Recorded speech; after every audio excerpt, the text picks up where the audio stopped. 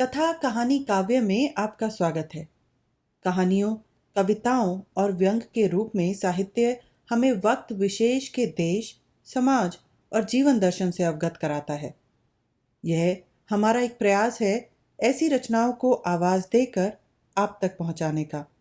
हमारे साथ जुड़िए हमारे YouTube चैनल और Facebook पेज पर। लाइक, शेयर, सब्सक्राइब कथा कहानी काव्य। आइए सुनते हैं मुंशी प्रेमचंद की कहानी कानूनी कुमार।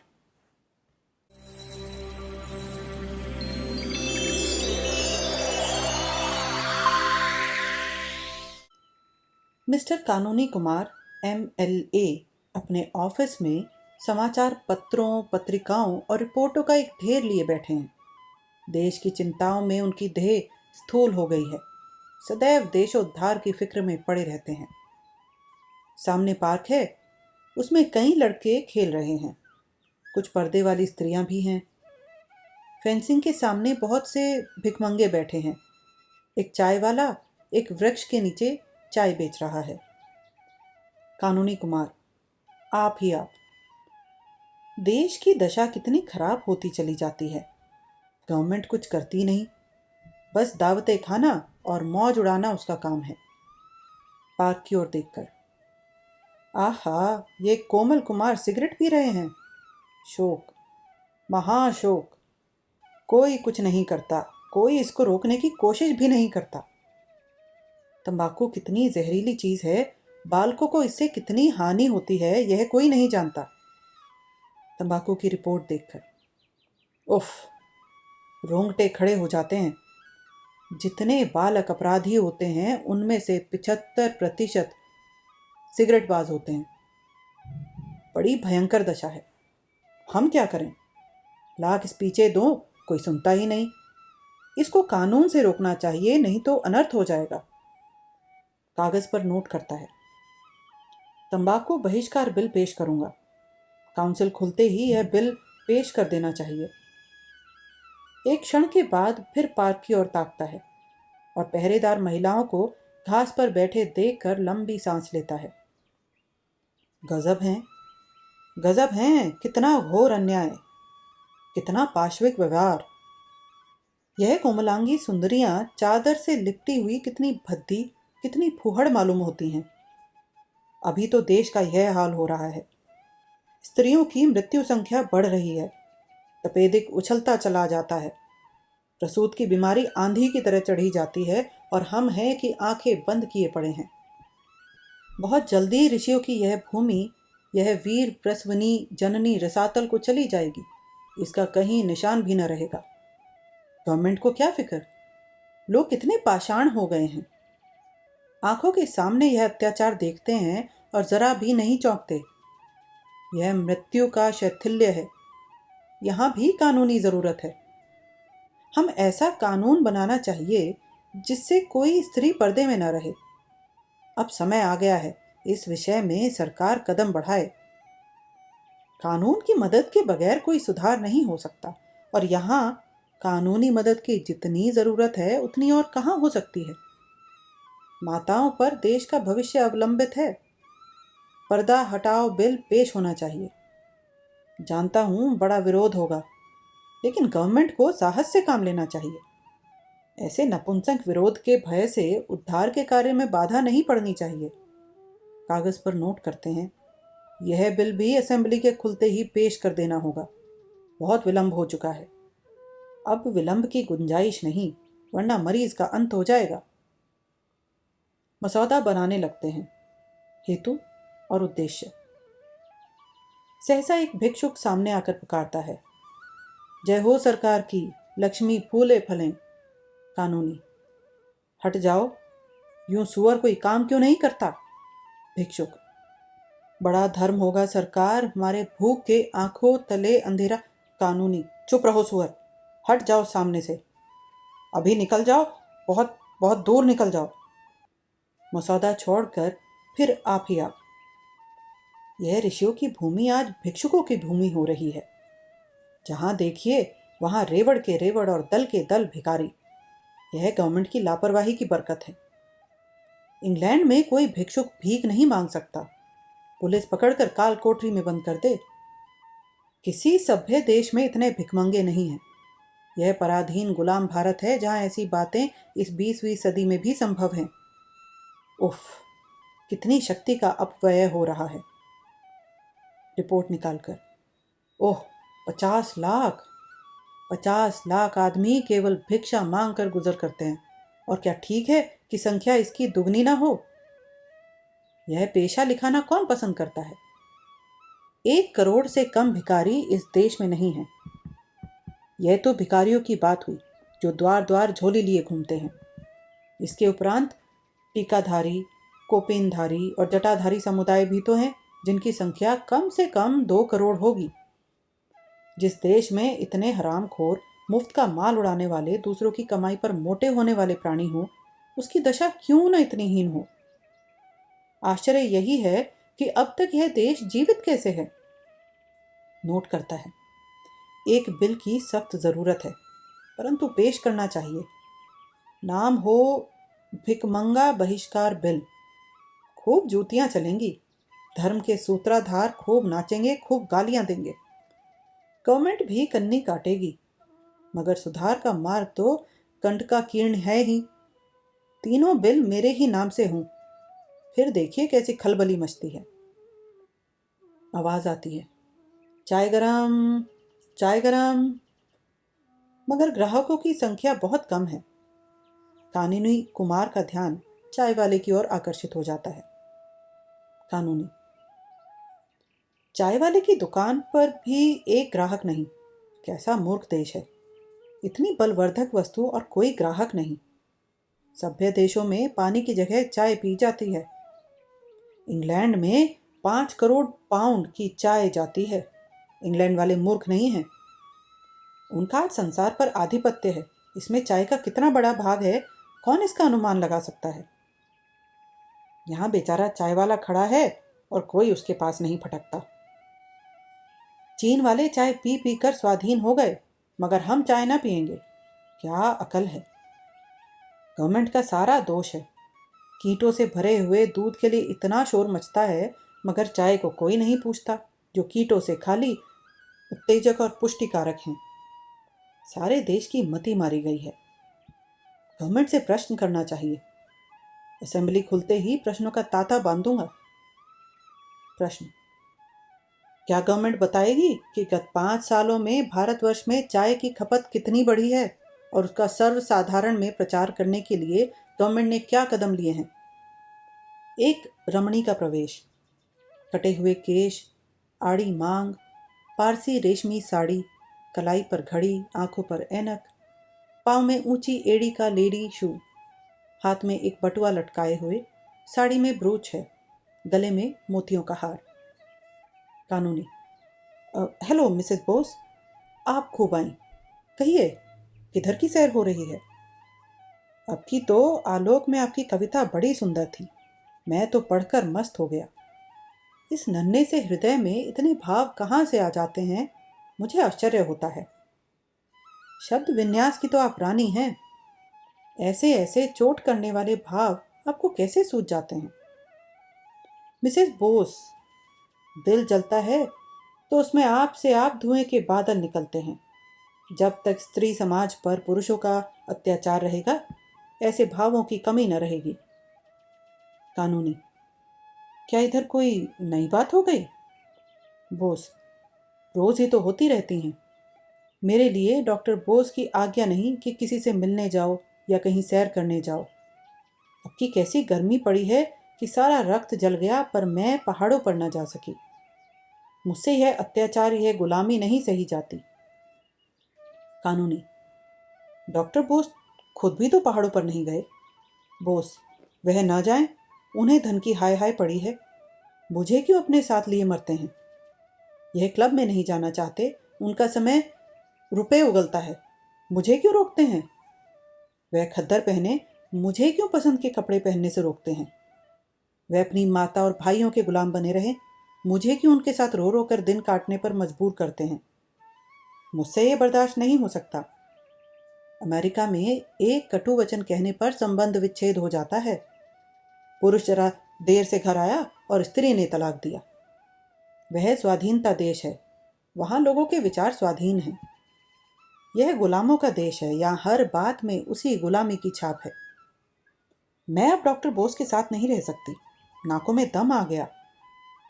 इसका उत्तरदायित्व उन्हीं लोगों पर है जो समाज के नेता और व्यवस्थापक बनते हैं। अगर आप चाहते हैं कि स्त्रियों को गुलाम बनाकर स्वाधीन हो जाएं, तो यह अनहोनी बात है। जब तक तलाक का कानून न जारी होगा, आपका स्वराज्य आकाश कुसुम ही रहेगा। डॉक्टर बोस को आप जानते हैं, धर्म में उनकी कितनी श्रद्धा है। खब्त कहिए, मुझे धर्म के नाम से घृणा है। इसी धर्म ने स्त्री जाति को पुरुष की दासी बना दिया है। मेरा बस चले तो सारे धर्म की पोथियों को उड़ाकर परनाले में फेंक दूं। मिसेस एयर का प्रवेश। गोरा रंग, ऊंचा कद, ऊंचा गाउन, गोली हांडी की सी टोपी, आंखों पर ऐनक, चेहरे पर पाउडर, गालों और होंठों पर सुर्ख पेंट, रेशमी जुराबें और ऊंची एड़ी के जूते। कानूनी। हेलो मिसेस एयर, आप खूब आई। कहिए, किधर की सैर हो रही है? आलोक में आपका लेख अत्यंत सुंदर था, मैं तो पढ़कर दंग ही रह गया। मिसेस एयर, मिसेस बोस की ओर मुस्कुराकर, दंग ही तो रह गए या कुछ किया भी? हम स्त्रियां अपना कलेजा निकाल कर रख दें, लेकिन पुरुषों का दिल ना पसीजेगा। बोस, सत्य, बिल्कुल सत्य। एयर, मगर इस पुरुष राज का बहुत जल्द अंत हुआ जाता है। स्त्रियां अब कैद में नहीं रह सकती। मिस्टर एयर की सूरत भी नहीं देखना चाहती मैं। मिसेस बोस मुंह फेर लेती हैं। कानूनी मुस्कुराकर, मिस्टर एयर तो खूबसूरत आदमी हैं। लेडी एयर, उनकी सूरत उन्हें मुबारक रहे। मैं खूबसूरत पराधीनता नहीं चाहती, बदसूरत स्वाधीनता चाहती हूँ। वह मुझे अब की ज़बरदस्ती पहाड़ पर ले गए। वहाँ की शीत मुझसे नहीं सही जाती। कितना कहा कि मुझे मत ले आओ, मगर किसी तरह न माने। मैं किसी के पीछे पीछे कुतिया की तरह नहीं चलना चाहती। मिसेस बोस उठकर खिड़की के पास चली जाती हैं। कानूनी, अब मुझे मालूम हो गया कि तलाक का बिल असेंबली में पेश करना ही पड़ेगा। एयर, खैर, आपको मालूम तो हुआ, मगर शायद कयामत में। कानूनी, नहीं मिसेस एयर, अब की छुट्टियों के बाद ही यह बिल पेश होगा और धूमधाम के साथ पेश होगा।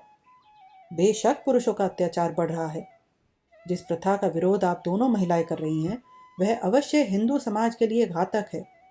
अगर हमें सभ्य बनना है तो सभ्य देशों के पद चिन्हों पर चलना पड़ेगा। धर्म के ठेकेदार चिल्ल पांव बचाएंगे, कोई परवाह नहीं। उनकी खबर लेना आप दोनों महिलाओं का काम होगा। ऐसा बनाना कि मुंह ना दिखा सकें।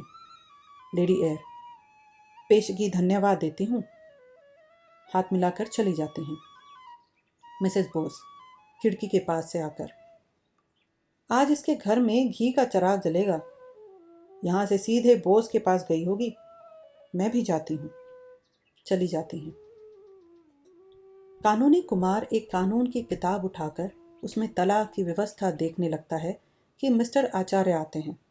मुंह साफ, एक आंख पर ऐनक, खाली आधे बाहाँ का शर्ट, निकर, ऊनी मोजे, लंबे बूट, पीछे एक टेरियर कुत्ता भी है।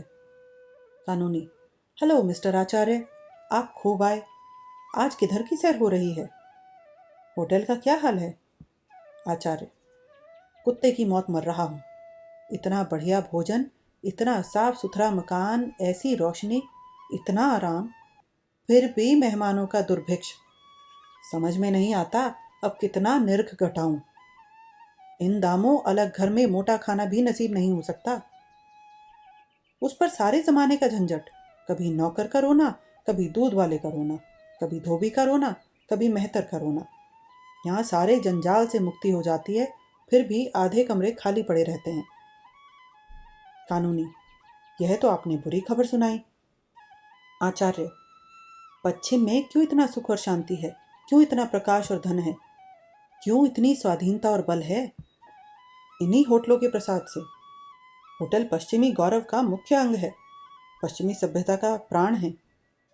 अगर आप भारत को उन्नति के शिखर पर देखना चाहते हैं तो होटल जीवन का प्रचार कीजिए। इसके सिवा दूसरा उपाय नहीं है। जब तक छोटी छोटी घरेलू चिंताओं से मुक्त न हो जाएंगे, आप उन्नति कर ही नहीं सकते हैं। राजो रईसों को अलग घरों में रहने दीजिए, वह एक की जगह 10 खर्च कर सकते हैं। मध्यम श्रेणी वालों के लिए होटल के प्रचार में ही सब कुछ है। हम अपने सारे मेहमानों की फिक्र अपने सिर लेने को तैयार हैं, फिर भी जनता की आंखें नहीं खुलती। इन मूर्खों की आंखें उस वक्त तक न खुलेंगी जब तक कानून न बन जाए। कानूनी गंभीर भाव से, हाँ, मैं सोच रहा हूँ, जरूर कानून से मदद लेनी चाहिए। एक ऐसा कानून बन जाए कि जिन लोगों की आय 500 से कम हो होटलों में रहें। क्यों? आचार्य, आप अगर यह कानून बनवा दें तो आने वाली संतान आपको अपना मुक्तिदाता समझेगी। आप एक कदम में देश को 500 वर्ष की मंजिल तय करा देंगे। कानूनी, तो लो, अब की यह कानून भी असेंबली खुलते ही पेश कर दूंगा। बड़ा शोर मचेगा, लोग देशद्रोही और जाने क्या क्या कहेंगे, पर इसके लिए तैयार हूं मैं। कितना दुख होता है जब लोगों को अहिर के द्वार पर लुटिया लिए खड़ा देखता हूं। स्त्रियों का जीवन तो नरक तुल्य हो रहा है। सुबह से 10-12 बजे रात तक घर के धंधों से फुर्सत ही नहीं। कभी बर्तन मांजो, कभी भोजन बनाओ, कभी झाड़ू लगाओ। फिर स्वास्थ्य कैसे बने, जीवन कैसे सुखी हो, सैर कैसे करें, जीवन के आमोद प्रमोद का आनंद कैसे उठाएं, अध्ययन कैसे करें। आपने खूब कहा, एक कदम में 500 सालों की मंजिल पूरी हुई जाती है। आचार्य, तो अब की बिल पेश कर दीजिएगा। कानूनी, अवश्य। आचार्य हाथ मिलाकर चला जाता है। कानूनी कुमार खिड़की के सामने खड़ा होकर होटल प्रचार बिल का मसौदा सोच रहा है। सहसा पार्क में एक स्त्री सामने से गुजरती है। उसकी गोद में एक बच्चा है। 2 बच्चे पीछे पीछे चल रहे हैं और उदर के उभार से मालूम होता है कि गर्भवती हैं। उसका कृश शरीर, पीला मुख और मंद गति देखकर अनुमान होता है कि उसका स्वास्थ्य बिगड़ा हुआ है और इस भार का वहन करना उसे कष्टप्रद है। कानूनी कुमार, आप ही आप।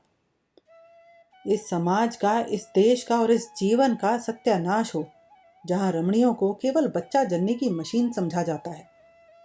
इस बेचारी को जीवन का क्या सुख।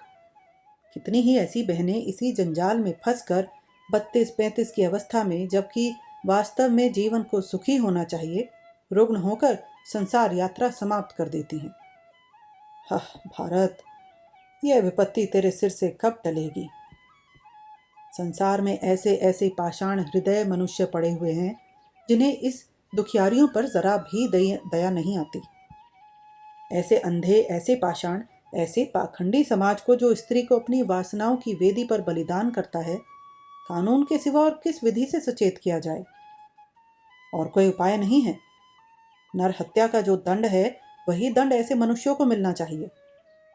मुबारक होगा वह दिन जब भारत में इस नाशनी प्रथा का अंत हो जाएगा। स्त्री का मरण, बच्चों का मरण और जिस समाज का जीवन ऐसी संतानों पर आधारित हो, उसका मरण। ऐसे बदमाशों को क्यों ना दंड दिया जाए। कितने अंधे लोग हैं। बेकारी का यह हाल है कि भरपेट किसी को रोटियां नहीं मिलती, बच्चों को दूध स्वप्न में नहीं मिलता, और ये अंधे हैं कि बच्चे पर बच्चे पैदा किए जाते हैं। संतान निग्रह बिल की कितनी जरूरत है इस देश को, उतनी जितनी किसी कानून की नहीं। असेंबली खुलते ही यह बिल पेश करूंगा। प्रलय हो जाएगा, यह जानता हूं, पर और उपाय क्या है। 2 बच्चों से ज्यादा जिसके हों, उसे कम से कम 5 वर्ष की कैद, उसमें 5 महीने से कम कालकोठरी ना हो। जिसकी आमदनी 100 रुपए से कम हो, उसे संतानोपत्ति का अधिकार ही ना हो। मन में बिल के बाद की अवस्था का आनंद लेकर कितना सुखमय जीवन हो जाएगा। हाँ, एक दफा यह भी रहे कि एक संतान के बाद कम से कम 7 वर्ष तक दूसरी संतान ना आने पाए, तब इस देश और संतोष का साम्राज्य होगा।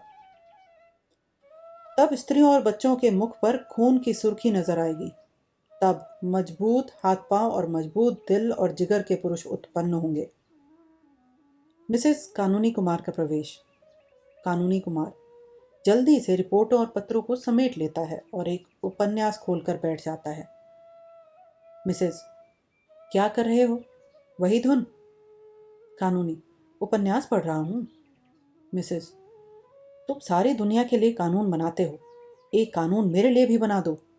इससे देश का जितना बड़ा उपकार होगा उतना और किसी कानून से ना होगा। तुम्हारा नाम अमर हो जाएगा और घर घर तुम्हारी पूजा होगी। कानूनी, अगर तुम्हारा ख्याल है कि मैं नाम और यश के लिए देश की सेवा कर रहा हूं, तो मुझे यही कहना पड़ेगा कि तुमने मुझे रत्ती भर भी नहीं समझा। मिसेस, नाम के लिए कोई काम बुरा नहीं है।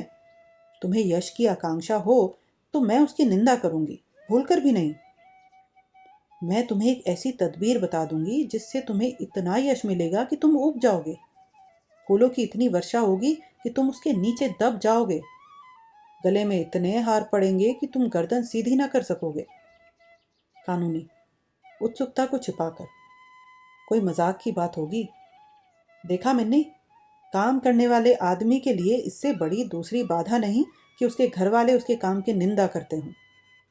मैं तुम्हारे इस व्यवहार से निराश हो जाता हूँ। मिसेस, तलाक का कानून तो बनाने जा रहे हो, अब क्या डर है? कानूनी, फिर वही मजाक। मैं चाहता हूं तुम इन प्रश्नों पर गंभीर विचार करो। मिसेस, मैं बहुत गंभीर विचार करती हूँ, सच मानो। मुझे इसका दुख है कि तुम मेरे भावों को नहीं समझते। मैं इस वक्त तुमसे जो बात करने जा रही हूँ उसे मैं देश की उन्नति के लिए आवश्यक ही नहीं परम आवश्यक समझती हूँ। मुझे इसका पक्का विश्वास है। कानूनी, पूछने की हिम्मत तो नहीं पड़ती। अपनी झेप मिटाने के लिए हंसता है। मिसेस, मैं खुद ही कहने आई हूँ। हमारा वैवाहिक जीवन कितना लज्जास्पद है, तुम खूब जानते हो। रात दिन रगड़ा झगड़ा मचा रहता है। कहीं पुरुष स्त्री पर हाथ साफ कर लेता है, कहीं स्त्री पुरुष की मूंछों के बाल नोचती है। हमेशा एक न एक गुल खिला ही करता है। कहीं एक मुंह फुलाए बैठा है, कहीं दूसरा घर छोड़कर भाग जाने की धमकी दे रहा है। कारण जानते हो क्या है? कभी सोचा है? पुरुषों की रसिकता और कृपणता, यही दोनों ऐब मनुष्यों के जीवन को नरक तुल्य बनाए हुए हैं। जिधर देखो अशांति है, विद्रोह है, बाधा है। साल में लाखों हत्याएं इन्हीं बुराइयों के कारण हो जाती हैं। लाखों स्त्रियां पतित हो जाती हैं। पुरुष मदय सेवन करने लगते हैं। यह बात है कि नहीं? कानूनी, बहुत सी बुराइयां ऐसी हैं जिन्हें कानून नहीं रोक सकता। मिसेस, अच्छा, क्या आप भी कानून की अक्षमता स्वीकार करते हैं? मैं यह नहीं समझती थी। मैं तो कानून को ईश्वर से ज्यादा सर्वव्यापी सर्वशक्तिमान समझती हूँ। कानूनी, फिर तुमने मजाक शुरू कर दिया। मिसेस, अच्छा लो कान पकड़ती हूँ, अब ना हंसूंगी। मैंने उन बुराइयों को रोकने के लिए कानून सोचा है। उसका नाम होगा दंपति सुख शांति बिल। उसकी दो मुख्य धाराएं होंगी और कानूनी बारीकियां तुम ठीक कर लेना। एक धारा होगी कि पुरुष आमदनी का आधा बिना कान पूंछ हिलाए स्त्री को दे दे। अगर ना दे तो 5 साल कठिन कारावास और 5 महीने काल कोठरी। दूसरी धारा होगी 15 से 50 तक के पुरुष घर से बाहर ना निकलने पाए। अगर कोई निकले तो 10 साल कारावास और 10 महीने काल कोठरी। बोलो, मंजूर है? कानूनी, गंभीर होकर, असंभव। तुम प्रकृति को पलट देना चाहती हो। कोई पुरुष घर में कैद बनकर रहना स्वीकार न करेगा। मिसेस, वो करेगा और उसका बाप करेगा। पुलिस के डंडे के जोर से कराएगी। ना करेगा तो चक्की पीसनी पड़ेगी। करेगा कैसे नहीं? अपनी स्त्री को घर की मुर्गी समझना और दूसरी स्त्रियों के पीछे दौड़ना क्या खाला जी का घर है? तुम अभी इस कानून को अस्वाभाविक समझते हो। मत घबराओ, स्त्रियों का अधिकार होने दो। यह कानून न बन जाए तो कहना कि कोई कहता था। स्त्री एक एक पैसे के लिए तरसे और आप गुलछर्रे उड़ाएं। दिल लगी है? आधी आमदनी स्त्री को दे देनी पड़ेगी, जिसका उससे कोई हिसाब न पूछा जा सकेगा।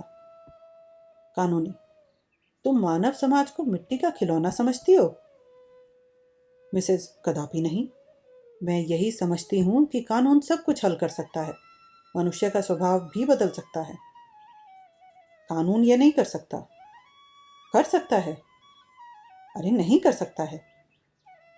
कर सकता है। अगर जबरदस्ती लड़कों को स्कूल भेज सकता है अगर वह ज़बरदस्ती विवाह की उम्र नियत कर सकता है, अगर वह ज़बरदस्ती बच्चों को टीका लगवा सकता है, तो ज़बरदस्ती पुरुषों को घर में बंद भी करा सकता है।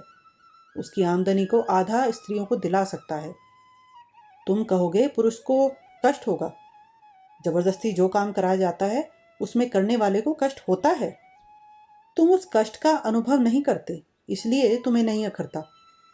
मैं यह नहीं कहती कि सुधार ज़रूरी है। मैं भी शिक्षा का प्रचार चाहती हूँ। मैं भी बाल विवाह बंद कराना चाहती हूँ। मैं भी चाहती हूँ कि बीमारियां ना फैले, लेकिन कानून बनाकर ज़बरदस्ती यह सुधार नहीं करना चाहती। लोगों में शिक्षा और जागृति फैलाओ, जिसमें कानूनी भय के बगैर वह सुधार हो जाए। आपसे कुर्सी तो छोड़ी जाती नहीं, घर से निकला जाता नहीं। शहरों की विलासिता को एक दिन के लिए भी नहीं त्याग सकते और सुधार करने चले हैं आप देश का। इससे सुधार ना होगा। हाँ, पराधीनता की बेड़ी और भी कठोर हो जाएगी।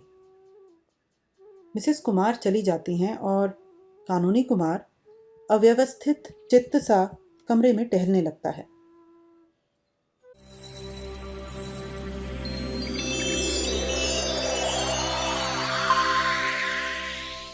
हमारे साथ बने रहने के लिए धन्यवाद। मैं हूँ आपकी दोस्त मनीषा। जल्दी ही फिर मिलते हैं एक नई प्रस्तुति के साथ।